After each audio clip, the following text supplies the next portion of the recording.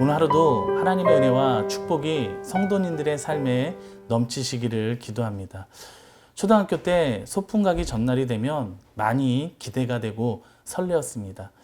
그래서 잠을 이루지 못하고 날을 꼬박 새고 아침에 어머니가 싸주신 김밥과 과자를 가지고 소풍을 간 적이 많았습니다. 잠을 못 자서 어떻게 보면 피곤할 수 있는데 소풍날은 피곤하지 않았습니다. 오히려 소풍의 즐거움과 기쁨을 만끽할 수 있었고 소풍의 즐거움과 기쁨이 피곤함을 이기게 했습니다. 소풍 가기 전날 이러한 상황이 일어나는 이유는 바로 소풍을 사모했기 때문입니다. 사모했기 때문에 더욱더 기대되고 설레었던 것이고 사모했기 때문에 더욱더 기쁨과 즐거움을 만끽할 수 있었습니다. 이처럼 사모함이 있느냐 없느냐에 따라서 모든 상황, 모든 마음가짐이 달라집니다. 그런데 예배도 마찬가지입니다. 예배에 사모함, 간절함이 있느냐 없느냐에 따라서 예배의 결과가 달라진다라는 것입니다. 다시 말하면 사모함과 간절함이 있는 예배에는 주님을 만나는 기쁨이 있지만 사모함, 간절함이 없는 예배에는 주님을 만나는 기쁨이 없습니다. 사모함과 간절함이 있는 예배에는 은혜와 기적과 축복이 넘치지만 사모함과 간절함이 없는 예배에는 은혜와 기적과 축복이 임하지 않는다라는 것입니다.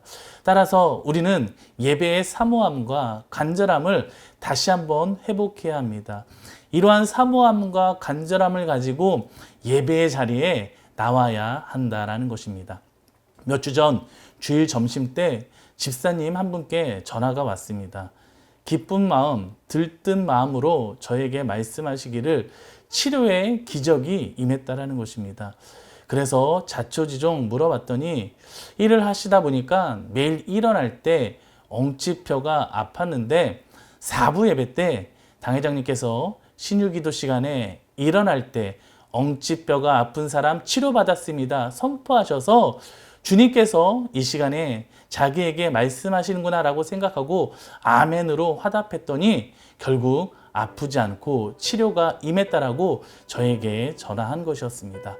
이 집사님은 대성전에서 예배 드릴 수 있다는 소식에 너무 기뻐서 예배를 사모하고 예배를 준비했습니다. 결국 이 예배를 사모하는 믿음, 준비하는 믿음 가운데 치료의 은혜가 임한 것입니다. 이처럼 우리도 마찬가지입니다. 오늘 본문 말씀처럼 목마른 사슴이 시냇물을 간절히 찾듯이 이러한 사모함과 이러한 간절한 마음을 가지고 주님 앞에 나아가며 또한 예배의 자리에 나아가면 놀라운 은혜, 치료, 축복이 임한다라는 것입니다. 따라서 우리는 예배의 간절함, 예배의 사모함을 다시 회복해야 합니다. 이러한 간절함과 사모함을 회복하셔서 이번 한 주간도 예배의 자리 주님 앞에 나아가 승리하시는 또한 기적과 은혜를 체험하시는 한 주간 되시기를 예수님의 이름으로 기도드립니다.